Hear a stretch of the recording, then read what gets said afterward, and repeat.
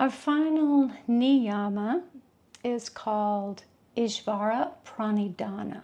It literally means surrender to God. In some translations, Ishvara is described as the original source of knowledge, original wisdom, the teacher of all teachers, the eternal teacher.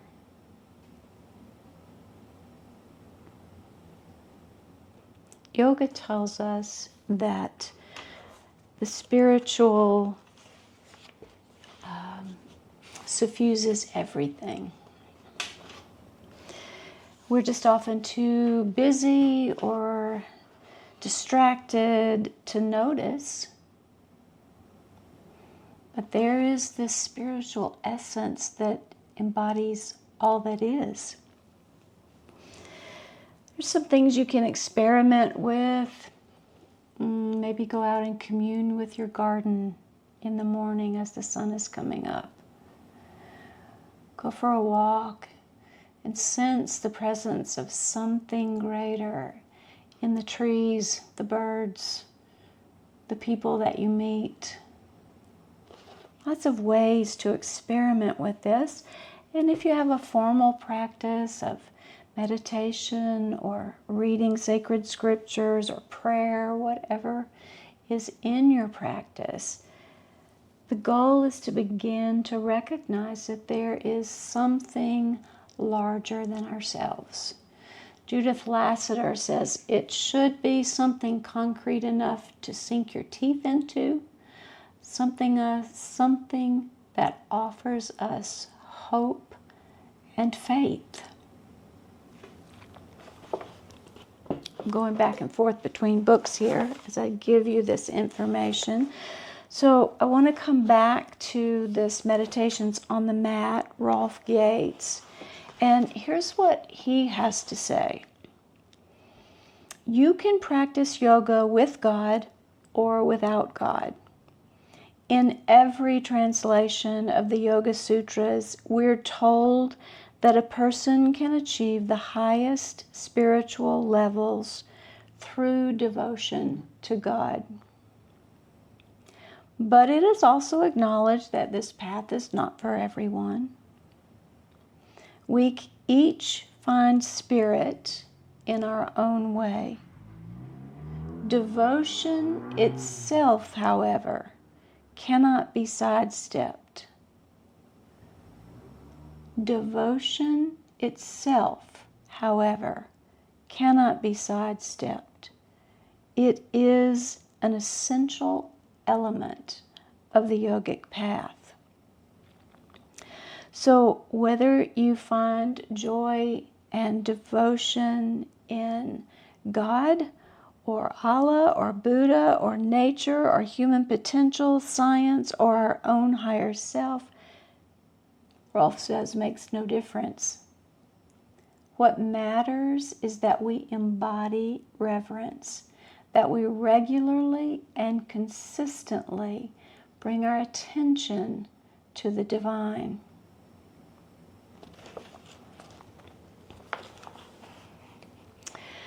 So there is an act of surrender, not just when it is convenient or when we've tried everything else. It's something that we reach toward in every action. It's a willingness to relinquish the results of our actions.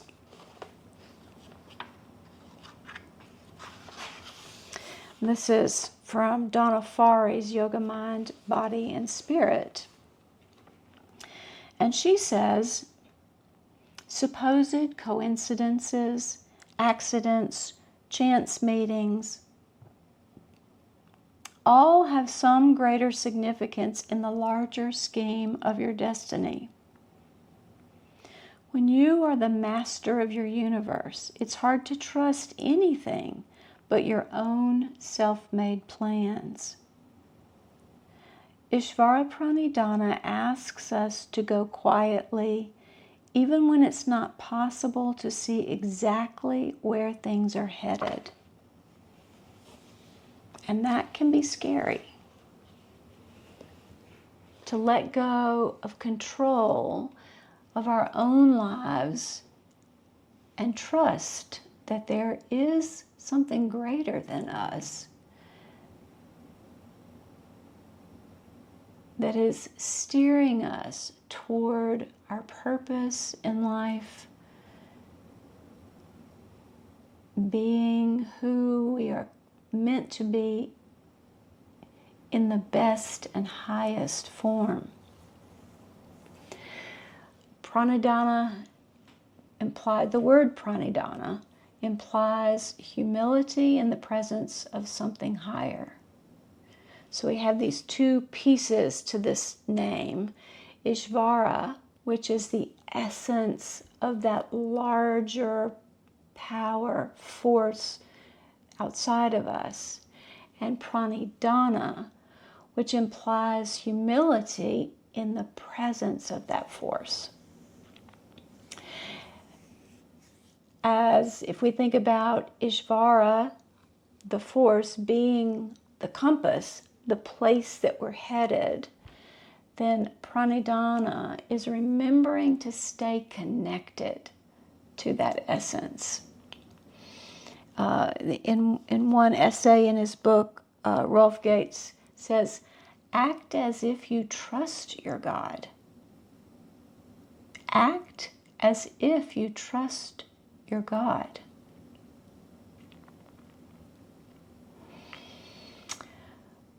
I want to do a simple practice here with a mudra. Mudra is a hand gesture. You've probably seen them in yoga. This is called Pranidhana mudra, and it supports us in surrendering and letting go of the things that we're attached to, releasing what we don't need. So you bring your ring finger and your middle finger to touch your thumbs.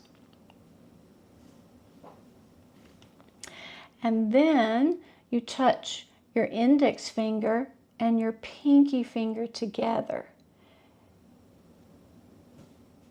And then you let the back of your hands rest on your thighs for support.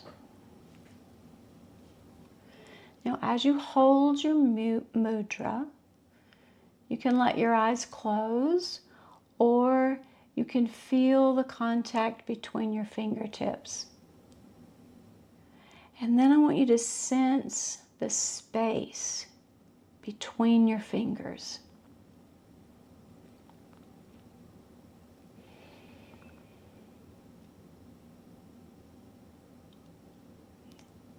Now, come to an Ujjayi breath. It's just simply a gentle tightening in the back of your throat so that you hear the sound of your own breath. It doesn't have to be loud, sort of a Darth Vader kind of sound, or the sound you might hear if you put a seashell to your ear, but it only needs to be loud enough that you can hear it yourself. I'm going to exaggerate just a little bit, but this is in and out through your nose.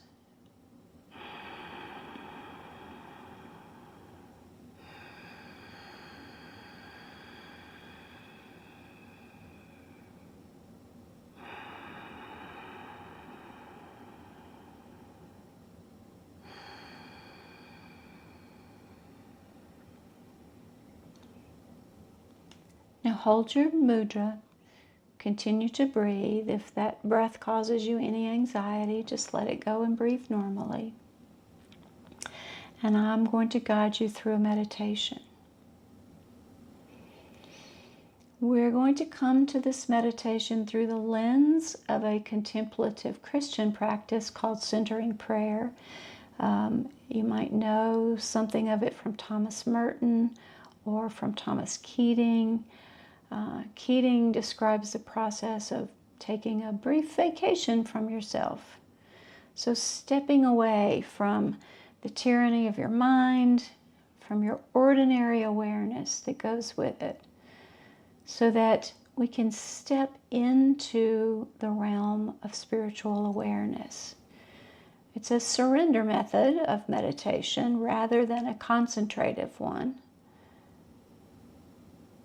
So as thoughts come up, you simply let them go. Your intention is to come directly to God, Ishvara, your higher power, that force that is greater than yourself. And there's a little bit of a dreamy quality to it, more than an intense focus attention. Your goal is to be totally open to God, to your higher power, down to your innermost being, deeper than thinking, deeper than memories or desire, deeper than your usual psychological sense of yourself. I want you to choose a word, and I will offer you several. Open, spacious, available, seen, loved, held. And you may have your own word already. If not, choose one of these as a tool for bringing you back when that monkey mind takes over.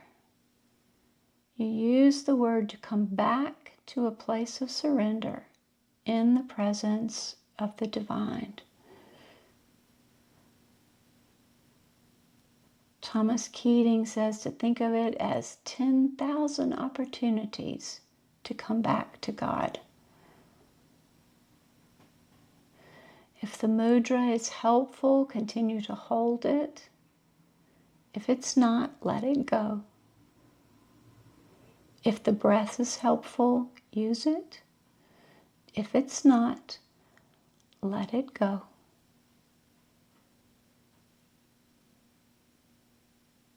And we'll take another 2 minutes in silence for you to be here with that essence of what is larger in your life, with your word, allowing the word to let go of your thoughts and bring you back into that presence.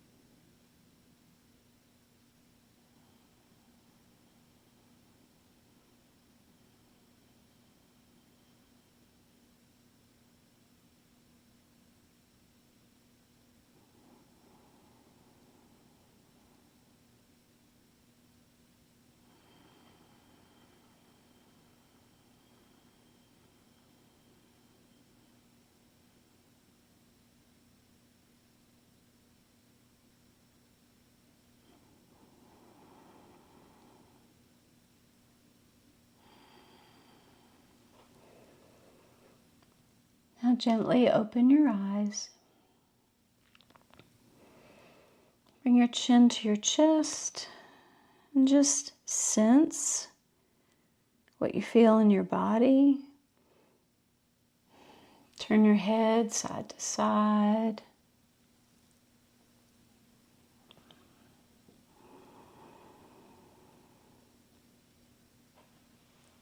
So if this practice was helpful for you, then come back to it. If the mudra was helpful, come back to it. I want to give you an image that you also might use. Hold on, Steph, I have to go get it.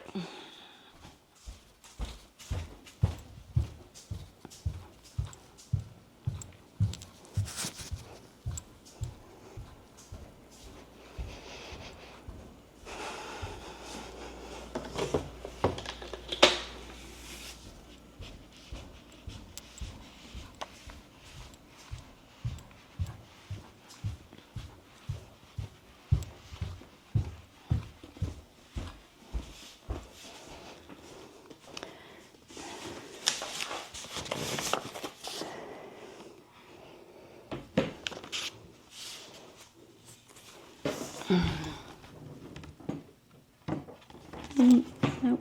Okay, there we go. So I come from a Christian tradition. So this image is a really good one for me to draw me into that sense of knowing the presence of the divine.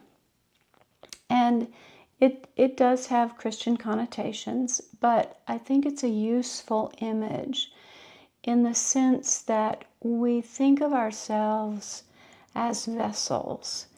And if you go back to the image of the koshas, your body contains all of you within it, your mind, your heart, your spirit, that deepest place of knowing, feeling joy in the presence of something larger than ourselves. All of that is held in the koshas. And I think this image is lovely because it's easy for us to think about our body being a vessel. And usually it is a cracked vessel. I wish I had looked, but I think it's a song that maybe it's a songwriter who said that the cracked places is where the light gets in. But the cracked places are also where the light gets out. So if you think about being held, being embodied, light entering into you and shining out of you, being present with the divine and finding joy that allows something of the good within us to come out. So if this is a helpful image, use it. If not, look for your own image. Look for your own prompt that will bring you into that presence and allow you to spend time there so that you get to know yourself in the context of that presence.